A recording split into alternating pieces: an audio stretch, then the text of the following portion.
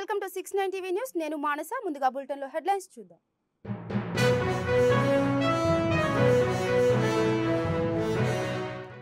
భూదాన్ భూముల కుంభకోణంలో కీలక పరిణామం. మాజీ ఎమ్మెల్యే మర్రి జనార్దన్ రెడ్డి మరో ముగ్గురికి ఈడీ నోటీసులు.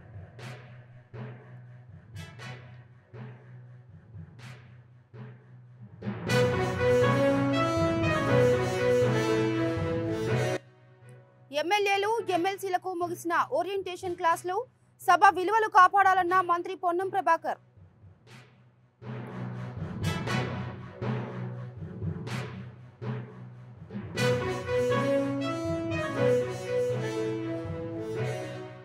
ఫార్ములా ఈ కార్ రేస్ వ్యవహారంలో మాజీ మంత్రికి షాక్. కేటీఆర్ పై కేసుకు గవర్నర్ అనుమతి.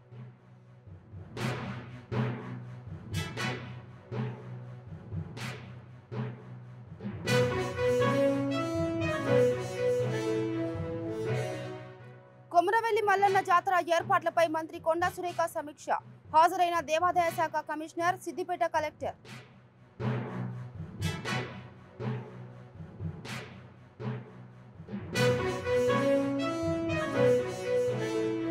రైట్, ఇక బులెటిన్ లో బ్రేకింగ్ న్యూస్ చూస్తున్నాం. భూదాన్ భూముల కుంభకోణంలో కీలక పరిణామం చోటు చేసుకుంది. బీఆర్ఎస్ కు చెందిన నాగర్ కర్నూల్ మాజీ ఎమ్మెల్యే మర్రి జనార్దన్ రెడ్డి మరో ముగ్గురికి ఎన్ఫోర్స్మెంట్ డైరెక్టరేట్ నోటీసులు ఇచ్చింది. ఎమ్మెల్యేతో పాటు వంశీరామ్ బిల్డర్స్ సుబ్బారెడ్డి మరో ఇద్దరికి నోటీసులు జారీ చేసింది. డిసెంబర్ 16న విచారణకు హాజరు కావాలని ఈడీ పేర్కొంది.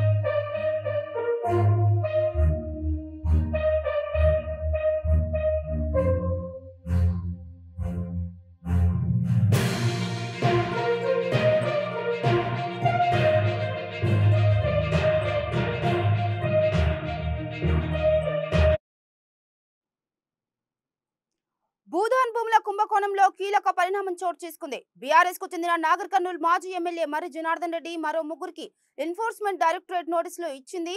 ఎమ్మెల్యేతో పాటు వంశీరామ్ బిల్డర్స్ సుబ్బారెడ్డి మరో ఇద్దరికి నోటీసులు జారీ చేసింది. డిసెంబర్ 16న విచారణకు హాజరు కావాలని ఈడీ పేర్కొంది.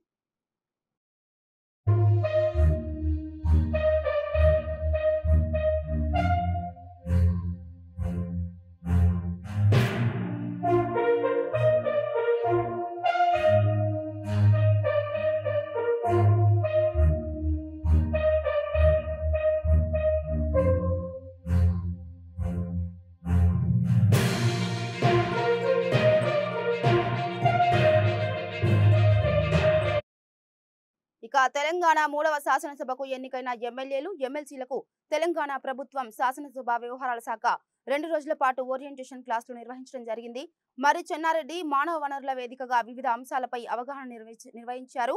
సభలో వివిధ ప్రజా అంశాలు చర్చకు రావాలని, సభ విలువలు కాపాడాలని, ప్రజాస్వామ్య అంశాలు చర్చకు రావాలని మంత్రి పొన్నం ప్రభాకర్ అన్నారు. ఏ ఉద్దేశంతో ప్రజల కోసం ప్రభుత్వాలు ఎన్నికయ్యాయో అది నెరవేరే విధంగా సభ్యులందరూ వ్యవహరించే విధంగా ఈ అవగాహన శిక్షణ తరగతులు జరిగాయని ఆయన చెప్పారు. 3వ శాసనసభకు ఎన్నికైనటువంటి శాసనసభ్యులు, శాసన మండలి సభ్యులతోటి తెలంగాణ ప్రభుత్వం శాసనసభ వ్యవహారాల శాఖ 2 రోజుల ఓరియంటేషన్ క్లాస్ మర్రి చెన్నారెడ్డి మానవ వనరుల వేదికగా వివిధ శాఖల వివిధ యొక్క సబ్జెక్టులతోటి ఈరోజు నిర్వహించడం జరిగింది.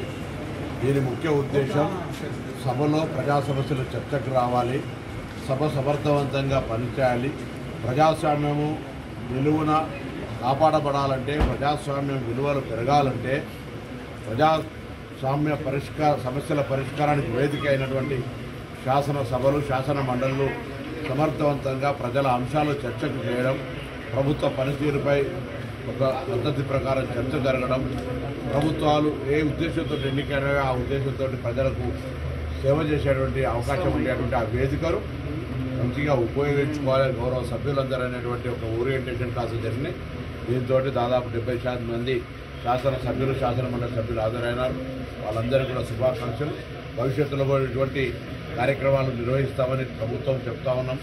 శాసనసభ వ్యవహారాలకు సంబంధించినటువంటి మరింత తెలంగాణ ప్రజాస్వామ్య పద్ధతికి సంబంధించినటువంటి విలువలకు వేదిక అయినటువంటి శాసనసభ శాసన మండలి ప్రజా సమస్యల చర్చకు వేదిక కావాలని ప్రభుత్వం ఆకాంక్షిస్తుంది. ఆ దిశలో ఈ కార్యక్రమం. ఫార్ములా ఈ కార్ రేసు వ్యవహారంలో మాజీ మంత్రి ఎమ్మెల్యే కేటీఆర్ పై ఎఫ్ఐఆర్ నమోదు చేసేందుకు గవర్నర్ ఆమోదం లభించినట్లు విశ్వసనీయ వర్గాల ద్వారా తెలిసింది. సంబంధిత దస్త్రం 2 రోజుల క్రితమే రాష్ట్ర ప్రభుత్వానికి చేరినట్టు సమాచారం. హైదరాబాద్ లో జరిగిన కార్ రేసుకు సంబంధించి ఉల్లంఘనలు జరిగాయని, నిర్వహణ సంస్థకు విదేశీ కరెన్సీ రూపంలో ఒప్పందానికి ముందే నిధులు చెల్లించారని, ఇది నిబంధనలకు విరుద్ధమని, దీనిపై విచారణ చేయాలని రాష్ట్ర పురపాలక పట్టణాభివృద్ధి సంస్థ MAUD అక్టోబర్లో అవినీతి నిరోధక శాఖ ACBకు ఫిర్యాదు చేసింది. సంబంధం లేని HMDA ఒప్పందం చేసుకోవడం, రిజర్వ్ బ్యాంకు ముందస్తు అనుమతి లేకుండానే 2 దఫాలుగా 46 కోట్లను విదేశీ కరెన్సీ రూపంలో చెల్లించడం, దీనికి HMDA బోర్డు అనుమతి లేకపోవడం తదితర అంశాలను అందులో పేర్కొన్నట్లు తెలిసింది. డిసెంబర్ 29న నిర్వహించనున్న కొమరవెల్లి మల్లికార్జున స్వామి వారి కళ్యాణం, 19 జనవరి 2025 నుండి నిర్వహించనున్న కొమరవెల్లి మల్లన్న జాతర ఏర్పాట్లపై అటవీ, పర్యావరణ, దేవాదాయ, ధర్మాదాయ శాఖ మంత్రి కొండా సురేఖ సెక్రటరేట్ లో తన కార్యాలయంలోని కాన్ఫరెన్స్ హాల్లో వీడియో కాన్ఫరెన్స్ ద్వారా అధికారులతో సమావేశం నిర్వహించారు. ఈ కార్యక్రమంలో దేవాదాయ శాఖ కమిషనర్ శ్రీధర్, సిద్దిపేట కలెక్టర్ మిక్కిలినేని మను చౌదరి, సిద్దిపేట పోలీస్ కమిషనరేట్ ఉన్నతాధికారులు, దేవాదాయ శాఖ assistant commissioner Balaji, Siddipet RDO, Komaravelli ఆలయ AEO శ్రీనివాస్ తదితరులు ఈ కార్యక్రమంలో పాల్గొన్నారు.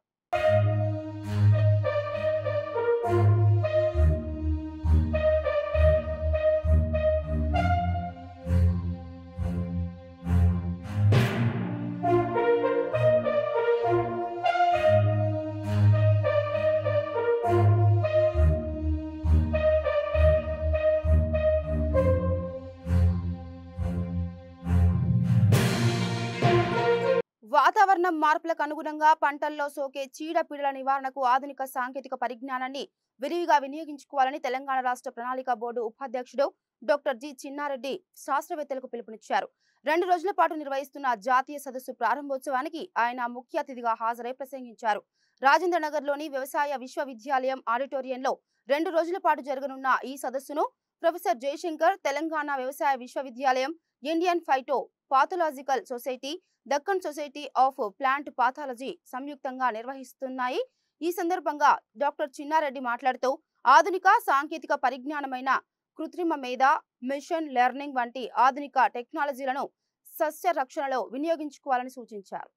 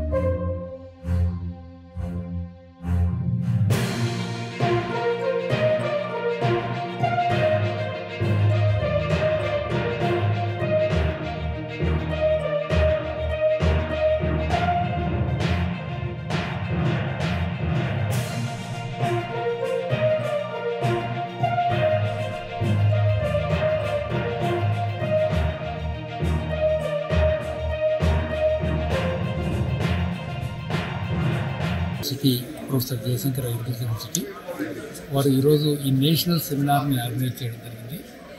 చాలా రాష్ట్రాల నుంచి చాలామంది డెలిగేట్స్ ఇక్కడికి రావడం జరిగింది. ముఖ్యంగా మన పక్కన ఉండేటువంటి ఆంధ్రప్రదేశ్ రాష్ట్రం వ్యవసాయ విశ్వవిద్యాలయం వైస్ ఛాన్సలర్ గారు, హార్టికల్చర్ యూనివర్సిటీ విశ్వవిద్యాలయం వైస్ ఛాన్సలర్ గారు, దాని తర్వాత మన తెలంగాణ విశ్వవిద్యాలయం హార్టికల్చర్ డాక్టర్ రాజిరెడ్డి గారు, దాని తర్వాత మన ఆల్దా జానయ్య గారి తరఫున సత్యనారాయణ గారు పార్టిసిపేట్ చేయడం జరిగింది. ఈ అంటే ప్లాంట్ పెథాలజీ మనకు ఈ వ్యవసాయంలో ఒక ఇంపార్టెంట్ భూమిక పోషిస్తూ ఉంది. మనకు మనుషులకి ఏ మాదిరిగా రోగాలు వస్తే డాక్టర్ దగ్గరికి పరిగెత్తుకొని పోతామో ఈ ప్లాంట్ పెథాలజిస్ట్ కూడా వాళ్ళు చేసినటువంటి గొప్ప రీసెర్చ్ వర్క్ వల్ల ఈ వచ్చేటువంటి రోగాలకు డిసీజెస్కి వాళ్ళు అనేక కెమికల్స్ కనుగొనడం జరిగినది, వాటి నివారణ గురించి. అలాంటి వాటిని ఎక్కువ వాడుతున్నారని ఇప్పుడు అపవాదం ఉంది.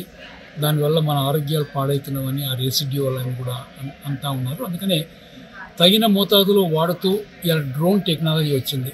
డ్రోన్ టెక్నాలజీ వల్ల లిమిటెడ్ కెమికల్సే మనం చల్లడానికి అవకాశం ఉంటుంది, ఆ రోగాన్ని నయం చేయడానికి అవకాశం ఉంటుంది అన్నమాట.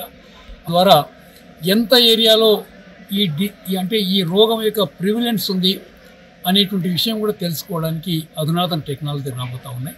ఈ 2 రోజుల ఈ సెమినార్లో ఇలాంటి టెక్నాలజీస్ అన్ని కూడా చాలా పెద్ద ఎత్తున డిస్కస్ చేసి కొన్ని మంచి మార్గదర్శకాలు మన తెలంగాణకే కాకుండా మొత్తం ఆంధ్రప్రదేశ్ రాష్ట్రానికే కాకుండా భారతదేశం మొత్తానికి పనికొచ్చే ఇక్కడ కొన్ని సూచనలు వస్తాయని అందరం కూడా ఎక్స్పెక్ట్ చేస్తూ ఉన్నాం.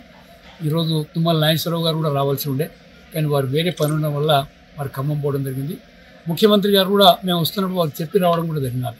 తప్పకుండా వ్యవసాయ విశ్వవిద్యాలయం మనకు ఈ విశ్వవిద్యాలయం పుట్టి 60 సంవత్సరాలు అవుతూ ఉంది. రేపు వజ్రోత్సవాలు కూడా జరుపుకోబోతూ ఉన్నాం ఈ నెలలో.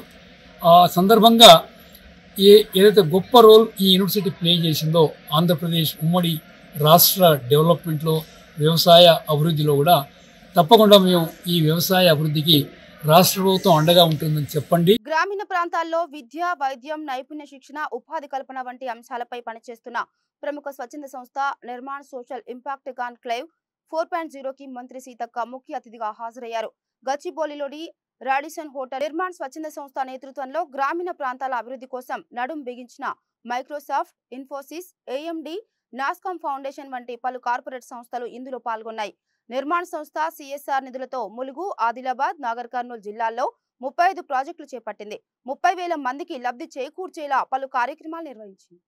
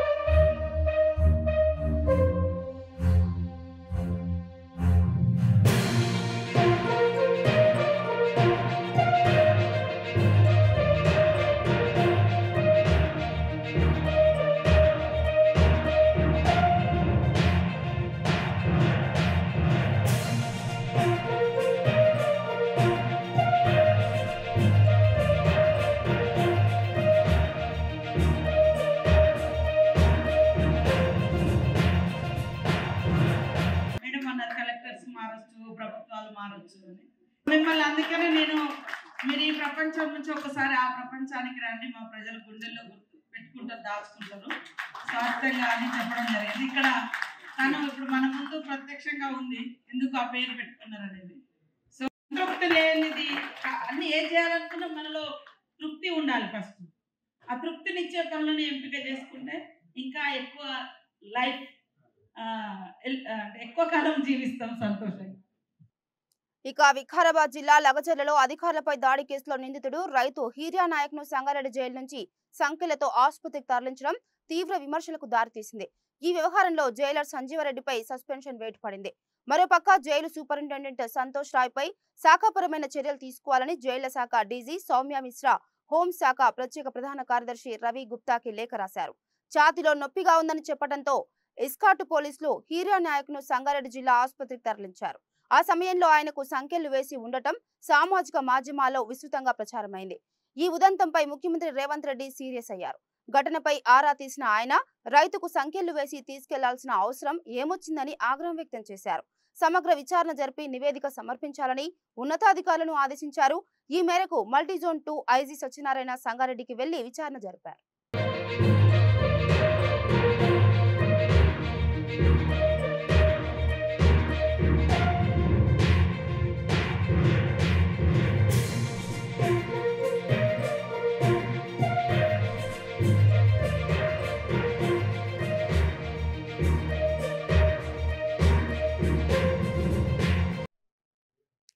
దూల్పేట్లో గంజాయి డాన్ గా పిలువబడుతున్న అంగూర్ బాయ్ ని కార్వాన్ ప్రాంతంలో ఎస్టీఎఫ్ ఎక్సైజ్ పోలీసులు అరెస్ట్ చేశారు. గంజాయి అమ్మకాల్లో కోట్లకు పడగెత్తిన అంగూర్ బాయ్ పై దూల్పేట్ ఎక్సైజ్ పోలీసు స్టేషన్లో 3 కేసుల్లోనూ, మంగల్హాట్ పోలీస్ స్టేషన్లో 4 కేసుల్లోనూ, ఆసిఫ్ నగర్, గౌరారం స్టేషన్లలో 10 కేసుల్లో ముద్దాయిగా ఉంది. ఈ కేసుల్లో అరెస్టు చేయడానికి ఎక్సైజ్ పోలీసులు ఎన్ని మార్లు నిఘా పెట్టినా అంగూర్ బాయ్ తప్పించుకొని తిరుగుతుంది. ఇప్పటికే 13 కేసుల్లో నిందితురాలుగా జైలుకు వెళ్లి వచ్చింది. కోట్ల చుట్టూ తిరుగుతుంది. అంగూర్ బాయ్ ఇంట్లో ఉన్న కుటుంబ సభ్యులు 15 మందిపై 5 నుంచి 10 కేసులున్నాయి. దూల్పేట్లో గంజాయి హోల్సేల్, రిటైల్ అమ్మకాల్లో ఆరితేరిన అంగూర్ బాయ్ ని ఆపరేషన్ దూల్పేట్లో భాగంగా అరెస్ట్ చేశారు.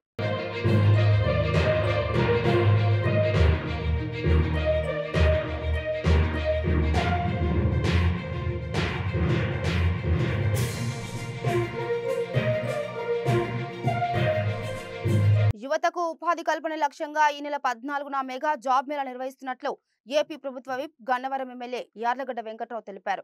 ఎనికేపాడు టీడీపీ కార్యాలయ ఆవరణలో జరిగే ఈ జాబ్ మేళాకు సర్వం సిద్ధం చేసినట్టు చెప్పారు.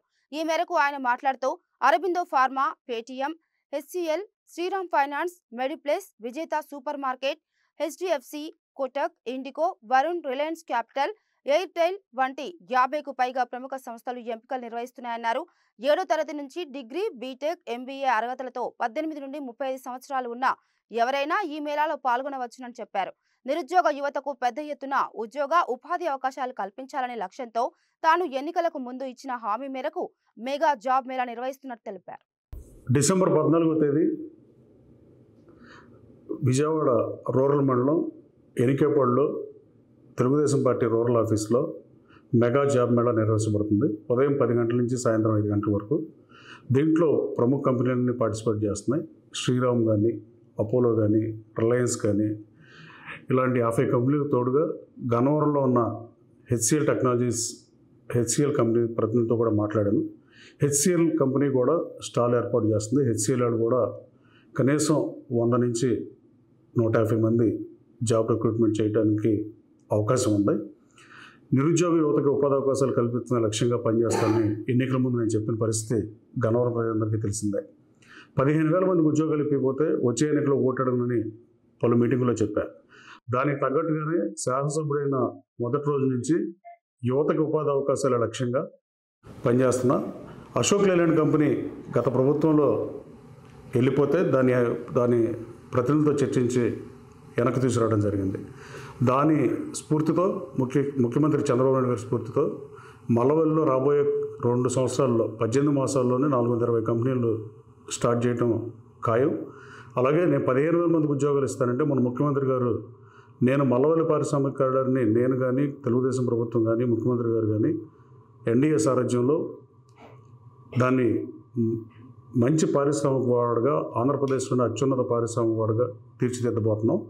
దాంట్లో 30,000 ఉద్యోగాలు వస్తాయని ముఖ్యమంత్రి గారే మొన్న శాసనసభలో విజన్ 2047 డాక్యుమెంట్లో గన్నవరం మల్లవల్లి పారిశ్రామిక కారిడార్ మీద నమ్మకంతో చెప్పిన పరిస్థితి. 16.5 లక్షలకే ఎకరం గత ప్రభుత్వం, తెలుగుదేశం ప్రభుత్వం ఇచ్చినప్పుడు నాటి పాలకులు వైసీపీ ప్రభుత్వం అధికారులను 90 లక్షలు పెంచారు. దాన్ని మళ్ళీ 16.5 లక్షలకి ఇచ్చాం. 18 నెలలలోపు ఇండస్ట్రీలు స్టార్ట్ చేయబోతే భూమిని వెనక్కి తీసుకుంటామని కూడా ముఖ్యమంత్రి గారు క్యాబినెట్లో పెట్టిన పరిస్థితి. రాబోయే కాలంలో ఇంటర్నేషనల్ ఎయిర్పోర్ట్కి దగ్గరగా ఉన్న, అలాగే రైల్వే స్టేషన్ దగ్గరగా ఉన్న, బందర్పోర్టు దగ్గరగా ఉన్న, భౌగోళికంగా మల్లవల్లిని మించిన పారిశ్రామిక కారిడార్ ఈ రాష్ట్రంలో ఉండబోదని తెలియజేస్తూ బులెటిన్ ముగించే ముందు హెడ్లైన్స్ మరోసారి.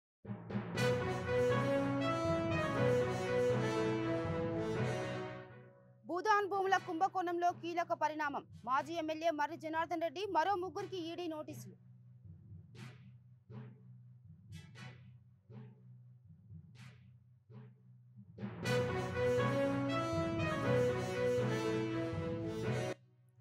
ఎమ్మెల్యేలు ఎమ్మెల్సీలకు ముగిసిన ఓరియంటేషన్ క్లాసులు సభ విలువలు కాపాడాలన్న మంత్రి పొన్నం ప్రభాకర్.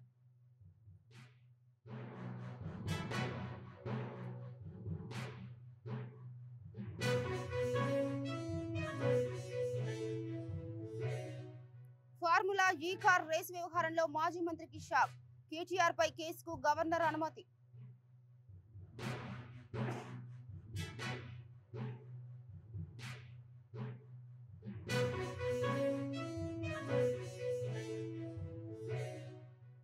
కొమరవెల్లి మల్లన్న జాతర ఏర్పాట్లపై మంత్రి కొండా సురేఖ సమీక్ష. హాజరైన దేవాదాయ శాఖ కమిషనర్, సిద్దిపేట కలెక్టర్.